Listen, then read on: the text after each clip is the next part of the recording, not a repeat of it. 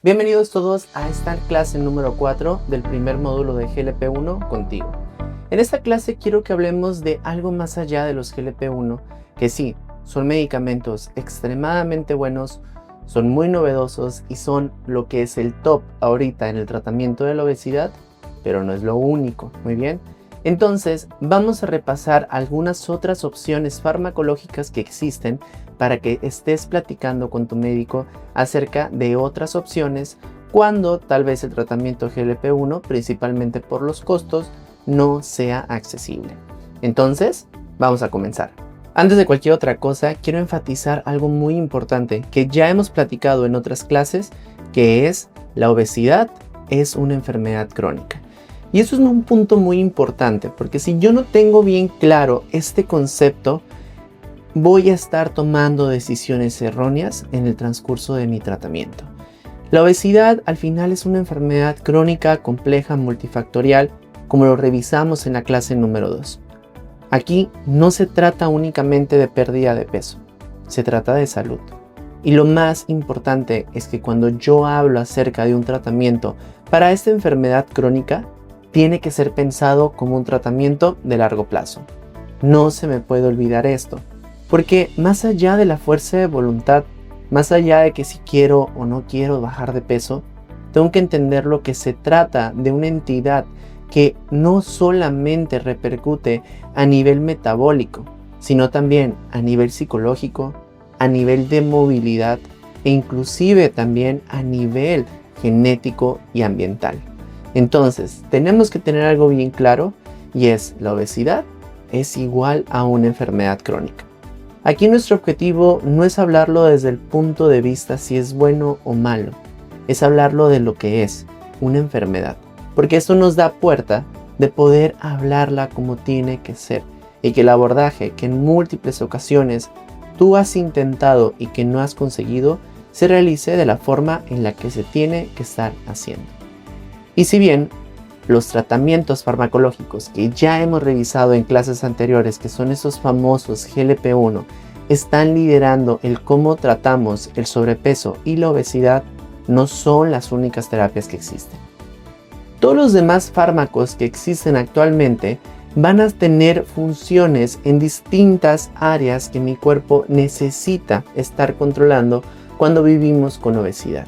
No solamente se trata de quitarte el apetito, sino que además tenemos que mejorar el perfil metabólico en relación con la regulación en la producción de insulina, en la regulación en el aumento de descenso de la glucosa, el cómo tu cuerpo responde a la absorción de ciertos alimentos.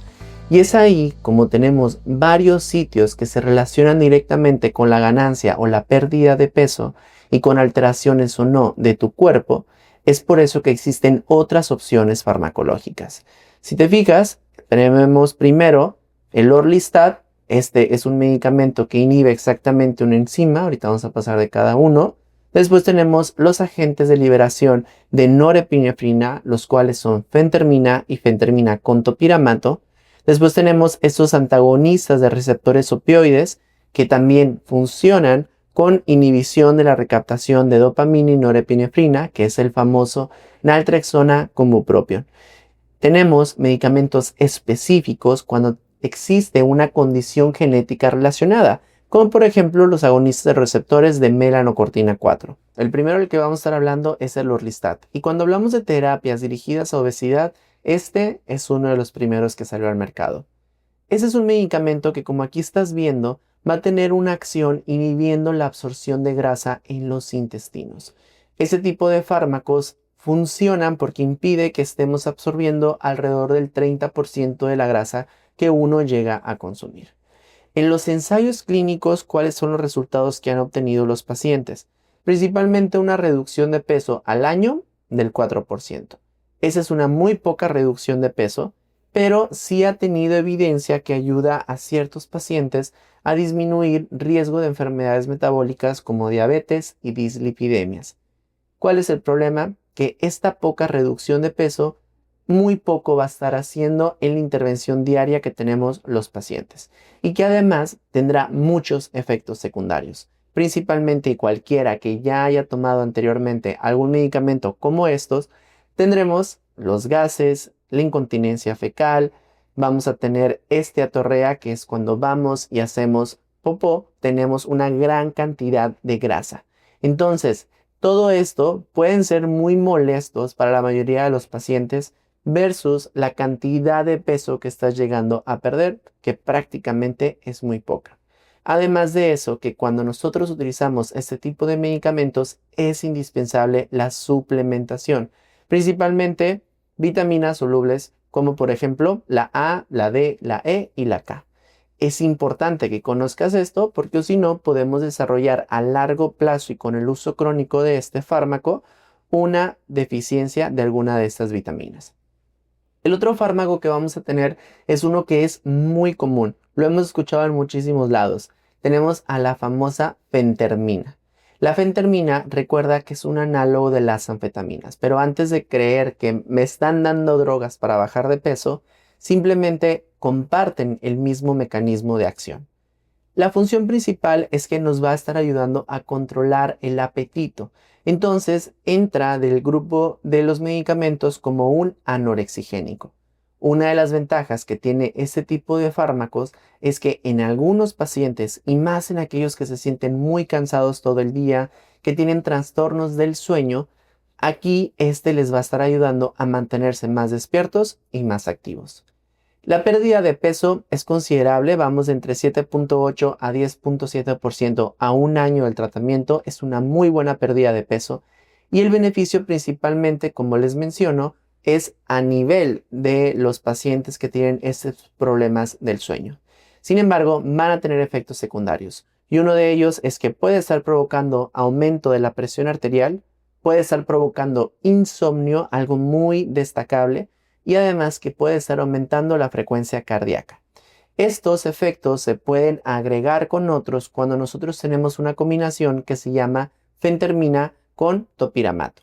Esta combinación actualmente no está disponible en México, pero en otras ciudades, bueno, más bien en otros países, sí está disponible. Esta combinación agregamos algunos otros efectos adversos, principalmente efectos del topiramato, que son deficiencias cognitivas. El paciente siente que piensa más lento, habla más lento, se elevan las palabras. Las contraindicaciones principales de este fármaco es cuando nosotros tenemos enfermedades cardiovasculares no controladas, que tengamos hipertiroidismo o que tengamos glaucoma. Específicamente en estas porque tenemos factores que se pueden estar relacionando negativamente con el aumento de la frecuencia cardíaca y el aumento de la presión arterial. Otro detalle muy importante es que la fentermina por sí sola no la puedes estar utilizando por un periodo mayor de 6 meses. Si vamos a postergar el tratamiento más allá de los 6 meses, tenemos que estarla adicionando fentermina con topiramato. Y esta combinación si es un tratamiento a largo plazo. Otro de los fármacos que vamos a tener es la naltrexona con bupropión. Este es un fármaco que tiene una característica muy especial y es que actúa directamente en el cerebro principalmente para ayudar el apetito y algo que sucede muchísimo en muchos pacientes, el hambre emocional. Esta hambre que sucede principalmente por estrés, ansiedad o depresión. Ha mostrado una pérdida de peso adecuada entre 4.2 a 5.2% en un año. ¿Cuál es el principal problema de este tipo de fármaco? La adherencia que vas a tener. Porque para yo llegar a una dosis óptima y adecuada, necesito estar utilizando al menos 2 pastillas en la mañana y 2 pastillas en la noche. Este fármaco, a diferencia de los otros que ya hemos revisado, tiene un protocolo de escalamiento. El protocolo de escalamiento va de esta forma. La primera semana te estás tomando una pastilla en la mañana, la segunda semana una pastilla en la mañana y otra en la noche, la tercera semana 2 en la mañana, 1 en la noche y la cuarta semana 2 en la mañana y 2 en la noche. No necesariamente necesitas llegar a la dosis de 2 y 2, esto va a depender específicamente de cada paciente. Pero la mayoría de los pacientes cuando llegan a dosis muy altas no logran tolerar los efectos secundarios. Estos principalmente son dolor de cabeza, estreñimiento, mareos, insomnio y boca seca. Contraindicaciones importantes. Si tenemos antecedentes de convulsiones, uso crónico de opioides, hipertensión no controlada, no se recomienda que los estemos utilizando. Existen otros fármacos como el inhibidor de la melanocortina 4 y los hidrogeles, pero actualmente, te vuelvo a repetir, no son opciones farmacológicas que se recomienden a todos los pacientes, sino más bien es en un paciente en específico. Es crucial entender que ningún medicamento para la obesidad va a funcionar por sí solo si no tenemos dieta y no tenemos ejercicio. Entonces, para obtener los mejores resultados farmacológicos, ya sean con estos medicamentos o con los análogos del receptor GLP-1, necesitamos sí o sí tener estos dos complementos como parte del abordaje integral del paciente. Esto va a estar incluyendo a la nutrición, pero más allá de contar calorías.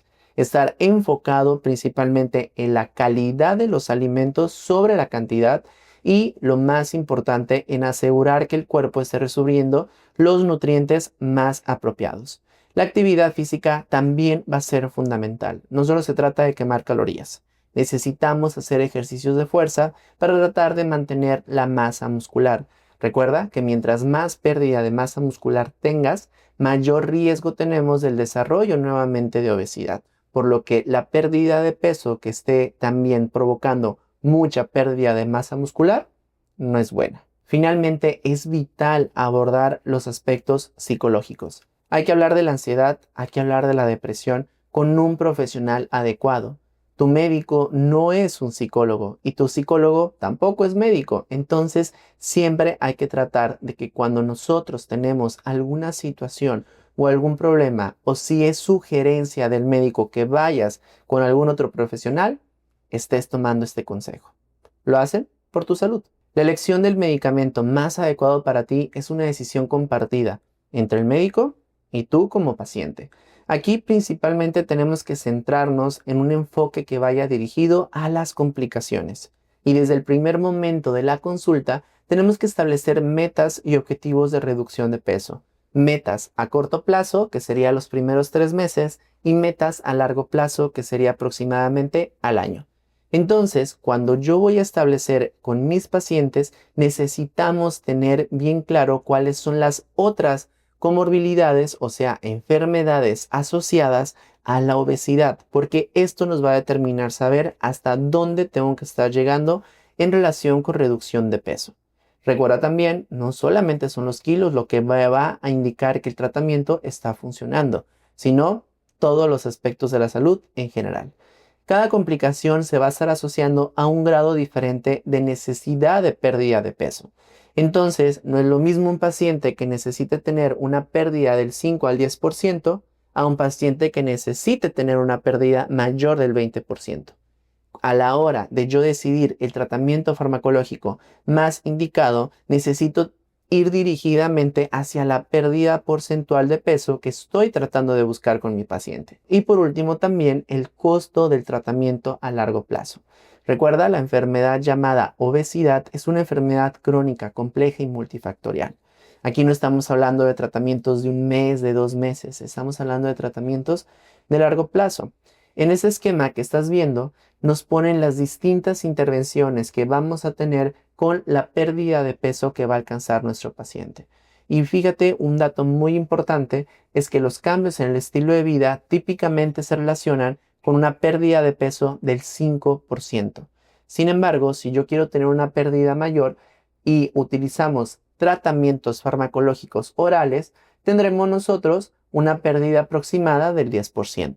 Los procedimientos endoscópicos tienen una pérdida entre el 10 al 15% del tratamiento, pero cuando yo ya agrego las nuevas terapias de GLP-1, esta pérdida de peso va de entre el 15 al 25% del peso corporal. Si el paciente necesita intervenciones para tratar de buscar una pérdida de peso mayor del 30%, es aquí en donde por primera instancia tenemos que estar ofreciendo la cirugía bariátrica. Y eso es algo que yo puntualizo mucho con los pacientes. Yo no soy cirujano, soy médico internista, pero si en el momento en que yo te estoy viendo en la consulta detecto que a ti te convendría muchísimo más una intervención de cirugía bariátrica, esta información yo te la voy a proporcionar. Asimismo, te la tiene que proporcionar tu médico. Si por decisiones propias tú como paciente no quieres una cirugía, podemos intentar terapias farmacológicas y puede funcionar. pero es algo que tienes que saber desde el primer momento en que la primera opción tal vez contigo sea una cirugía. Pero ¿qué es lo que vemos? Que cuando yo combino fármacos, ¿ok? Cuando yo estoy teniendo una pérdida de peso que vaya entre el 30, mayor al 35%, es cuando mejor beneficio va a tener mi paciente. O sea, cuando estoy teniendo terapias combinadas. Dependiendo de la complicación que tengas, son el porcentaje de peso que tienes que buscar. Entonces, de acuerdo con esta gráfica, tú mismo puedes darte una idea de los beneficios que vas a obtener en relación con el porcentaje de pérdida de peso. O sea, podemos tener prediabetes y yo no quiero avanzar a diabetes, bueno, entonces tenemos que buscar una pérdida de peso entre el 5 al 10% del peso corporal. No, lo que yo estoy buscando es tratar de disminuir el dolor que tengo en las articulaciones, ¿ok? Pues tu pérdida de peso tiene que ir dirigida al 10 al 15%. Entonces, si yo quiero obtener una pérdida de peso del 10 al 15% únicamente con cambios en el estilo de vida, ¿lo voy a conseguir? No. En la mayoría de los casos, eso es un no, porque la evidencia nos dice que el 5% es lo que vamos a alcanzar con cambios en el estilo de vida. Doctor, pero yo he escuchado que otros pacientes sí lo han conseguido. Sí, pero la mayoría de los pacientes va a ser un no. Pero por eso necesitas tener una evaluación previa. Entonces, dependiendo de qué es lo que yo tenga en esos momentos, es el porcentaje de pérdida de peso que tengo que buscar. Al final, independientemente de la pérdida de peso que obtengas, lo que vamos a estar ganando va a ser salud, pero siempre cuando estemos hablando de términos saludables. Por último, es muy importante que tengamos esto bien claro. Quiero resumir todo esto, todos los puntos más importantes. Primero, la obesidad es una enfermedad crónica, por lo que el tratamiento tiene que ser algo crónico. Las terapias orales con las terapias inyectables no están peleadas. Y las terapias farmacológicas con las terapias quirúrgicas tampoco van a estar peleadas. Lo que sí va a estar peleado es que tú como paciente no estés teniendo un asesoramiento a largo plazo para poder tomar las mejores decisiones en tu salud.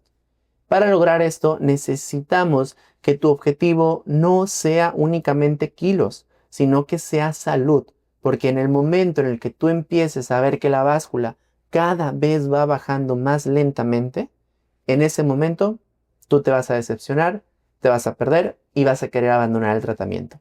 Pero si te estás aferrando a los cambios positivos que está teniendo tu cuerpo, a la mejoría del sueño, a la mejoría de la energía, a la desinflamación, eso son los verdaderos resultados cuando nosotros estamos tratando la obesidad.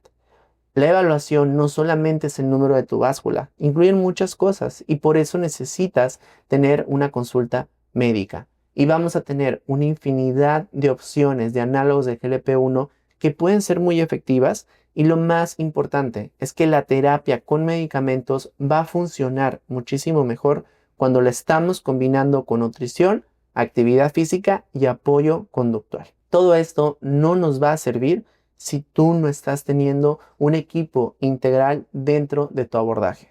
Al final, el tratamiento siempre tiene que ser individualizado y supervisado por un profesional de la salud. Con eso concluimos esta clase de GLP-1 contigo. Déjame en los comentarios alguna duda o pregunta que tengas y escribe también cuál es esa meta de pérdida de peso que platicases con tu doctor o después de esta clase estás pensando buscar. Nos vemos en la siguiente clase de GLP-1 contigo. Bye bye.